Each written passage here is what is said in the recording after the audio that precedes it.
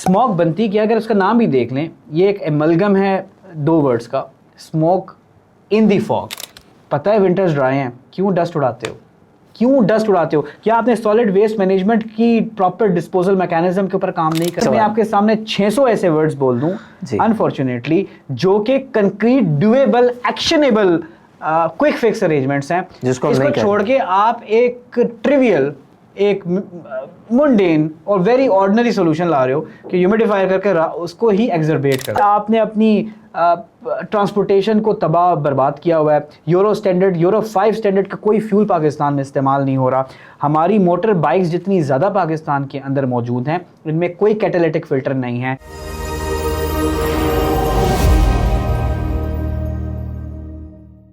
Sir आपका बहुत वक्त हम ले चुके हैं, आखिरी सवाल आपसे पूछना चाहूँगा सर। अभी हम अक्टूबर में हैं and sir there are so many projections and predictions about the winter in Pakistan and India.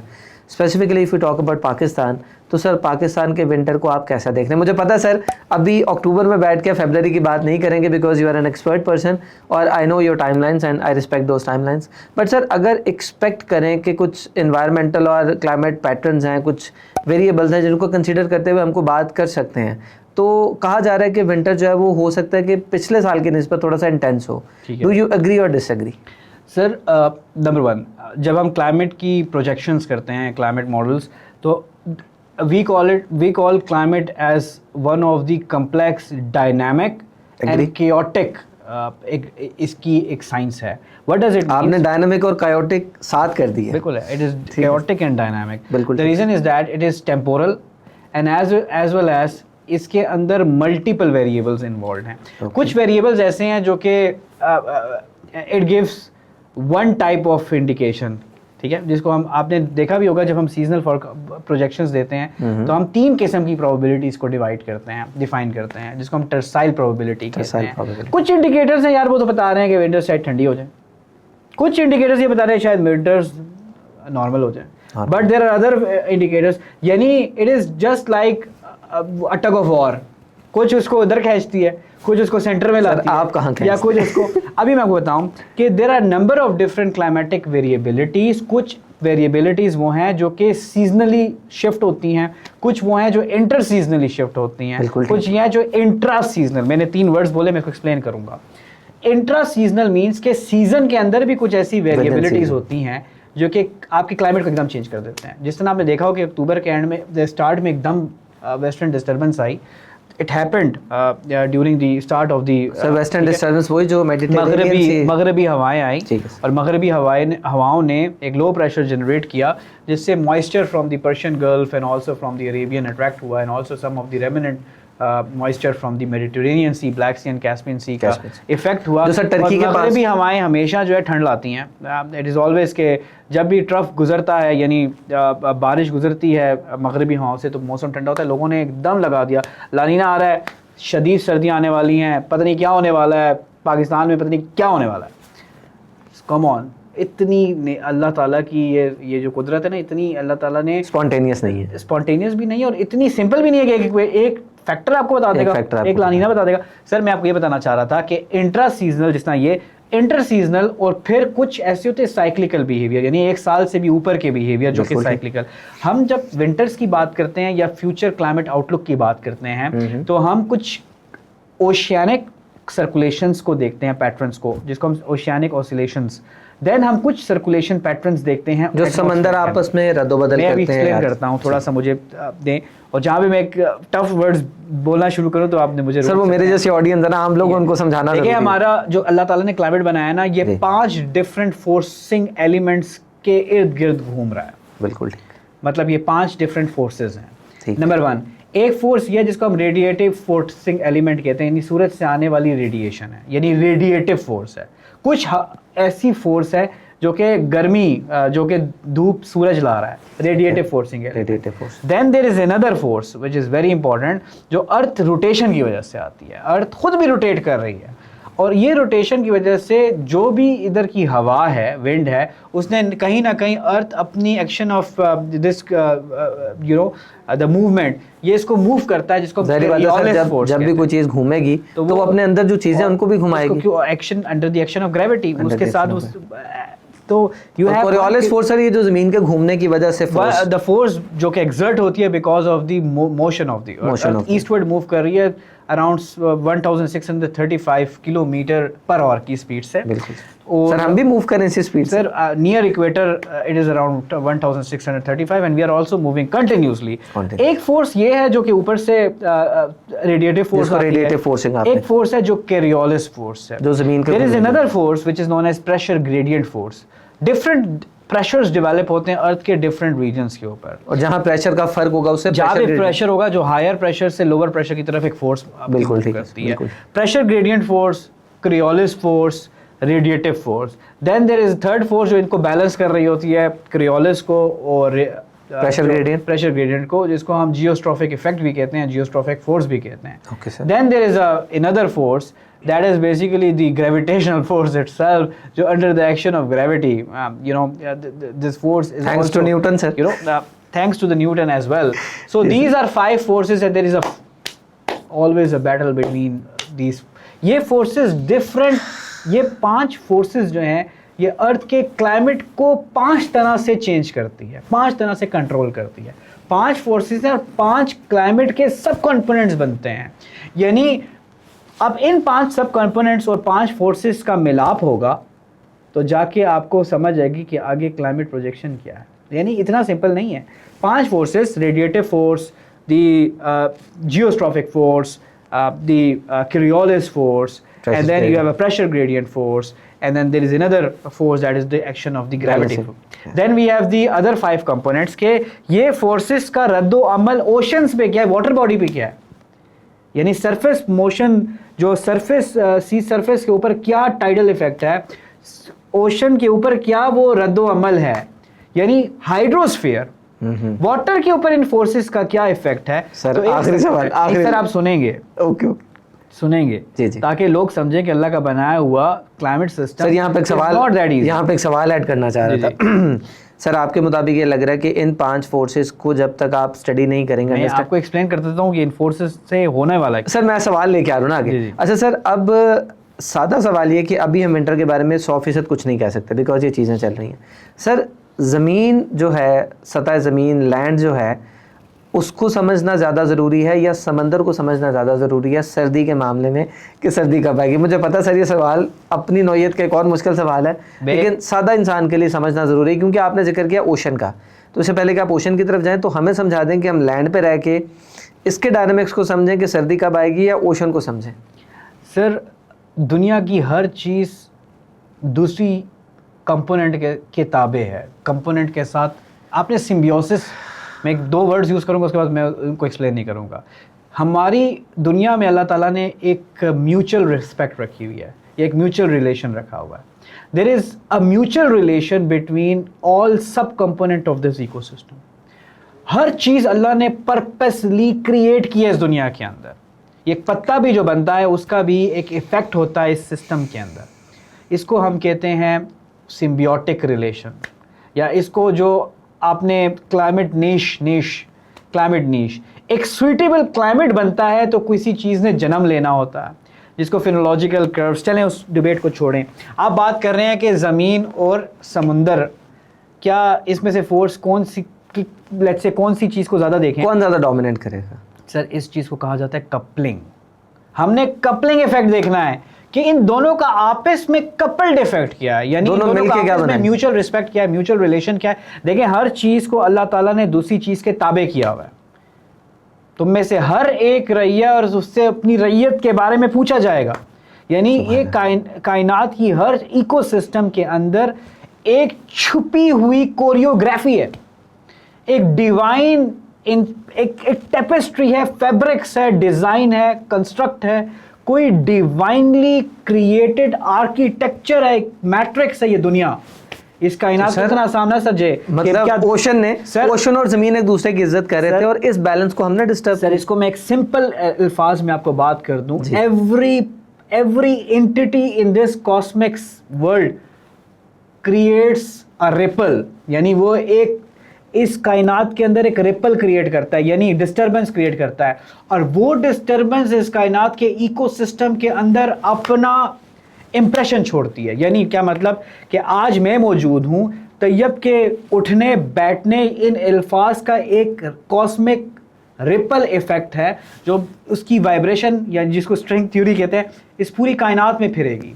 Effect यानी जो ज़मीन के ऊपर हो रहा है उसका इफेक्ट किस पे होगा, लैंड पे भी होगा और ओशन पे, बायोस्फीयर पे भी होगा, ओशन पे भी होगा, फिजा पे भी होगा, पूरी कायनात के ऊपर होगा।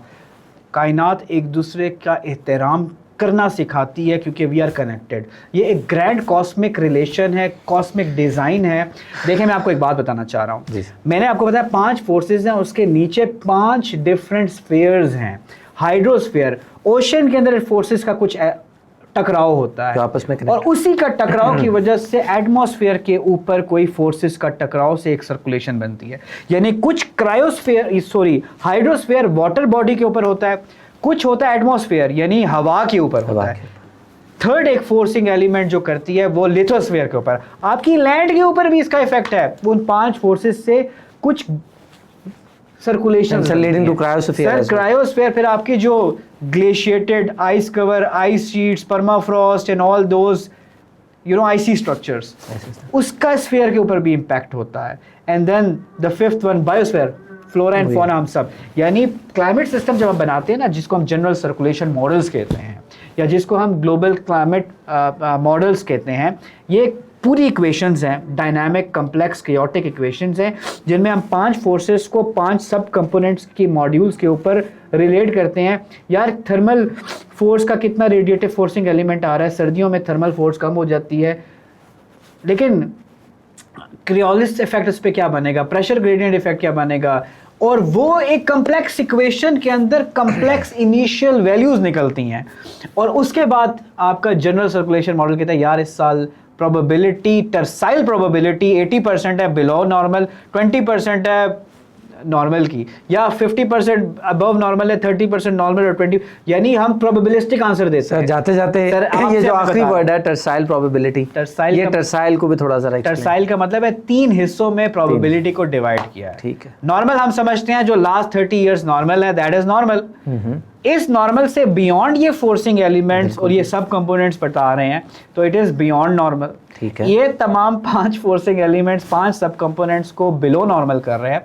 और हमेशा टर्साइल प्रोबेबिलिटी ऐसी नहीं होती कि 100% हम कहते हैं कि पाकिस्तान में इस साल अबव नॉर्मल होगा। हम कहेंगे 30% शायद प्रोबेबिलिटी है अबव नॉर्मल की, 0% शायद या 10% प्रोबेबिलिटी है नॉर्मल की। इसीलिए कंपैरेटिवली हम जब इसीलिए हम इसको सीजनल फोरकास्ट कहते हैं कि हम सीजन की एक हम इसकी एक साइनॉप्सिस दे रहे हैं। मैं एक और इस पर एक सिंपल बात बताता हूँ। कुछ फोर्सिंग एलिमेंट्स से कुछ जुड़ी हुई और सर्कुलेशन पैटर्न्स है जो मैं आपके सामने रखूंगा, जो क्लाइमेट एक्सपर्ट लेता है उसके बेसिस पे बात करता है। इट्स नॉट ओनली लानीना, एनजो यानी जो पैसिफिक ओशन के अंदर जो सर्कुलेशंस होती हैं उनको एल नीनो लानीनो सदर्न ऑसिलेशन कहते हैं, जो कि इक्वेटोरियल पैसिफिक ओशन के पैसिफिक ओशन वही जो Asia, north America, south America और ऑस्ट्रेलिया, इवन ये पूरा सरकमपोलेट करता है अंटार्कटिका। सर मैं तो एक आम इंसान के लिए जो उसको सामने नजर आ लें कि आपके बिल्कुल वो तो सर उसके पीछे तो है ही है सब कुछ, एक पूरा सामने जो है वो एशिया, नॉर्थ अमेरिका, ऑस्ट्रेलिया और साउथ अमेरिका। बिल्कुल सर, पैसिफिक ओशन में उभरने वाली सर्कुलेशन पैटर्न्स को एल नीनो लानीनो सदर्न ऑसिलेशन कहते हैं। इसके it is basically near the equatorial Pacific ocean. में उसकी एक्सप्लेनेशन नहीं करता कि वेस्टर्न और ईस्टर्न पैसिफिक, वो सर हमारा एक और टॉपिक क्या होता है, क्या अगर वेस्टर्न पैसिफिक इक्वेटोरियल पैसिफिक गर्म हो जाए तो लानीना बनता है, या ईस्टर्न पैसिफिक एक लंबी डिबेट हो जाएगी ना बनता है, इसका इफेक्ट क्या होता है। लेकिन एक बात के पैसिफिक ओशन के अंदर एल नीनो लानीनो सदर्न ऑसिलेशन को देखते हैं। इंडियन ओशन में वो सर्कुलेशन हरारत और से जो कोई भी शरारत हो जाए उसका हम इंडियन ओशन डायपोल देखते हैं। जी बिल्कुल। इसके अलावा नॉर्थ अटलांटिक सर्कुलेशन जो ओशन के अंदर जो अटलांटिक ओशन है उसमें हम नॉर्थ अटलांटिक ऑसिलेशन को देखते हैं। Arabian sea is a part of that Indian ocean dipole के ही उसमें हम देख रहे होते हैं कि बे ऑफ बंगाल और अरेबियन सी के टेम्परेचर डायपोल्स क्या क्रिएट हो रहे हैं, या लेकेडेफ सी के साथ क्या लिंक है, एंडमान सी और जो इस साइड पे आपका मोज़म्बिक चैनल है, तस्मान सी एंड बार नंबर ऑफ अदर सीज। अभी देखें इसके अलावा भी कुछ होती हैं जो कि ओशंस के अंदर कन्वेयर बेल्ट्स चल रही होती हैं। कुछ ऐसे गर्म पानी ओशन उठाता और कहीं से कहीं पहुंचा देता है, जो ओशन अपने कन्वेयर बेल्ट्स अंदर मूवमेंट कर अंदर कन्वेयर बेल्ट्स यानी पानी को उठाता है। गल्फ पर जो आपका मैं हमेशा गल्फ ऑफ मैक्सिको कहता हूँ, लेकिन अब अमेरिकन गल्फ है, जी, तो जी। गल्फ ऑफ मैक्सिको से गर्म पानी उठ के कैसे यूरोप के पास जाता है, तो इसको हम कहते हैं अटलांटिक मेरिडोनल ओवरटर्निंग सर्कुलेशन। Overturning, इसी जी, तरह बिल्कुल, पैसिफिक ओशन के नीचे एक होती है अंटार्कटिक ओशन है।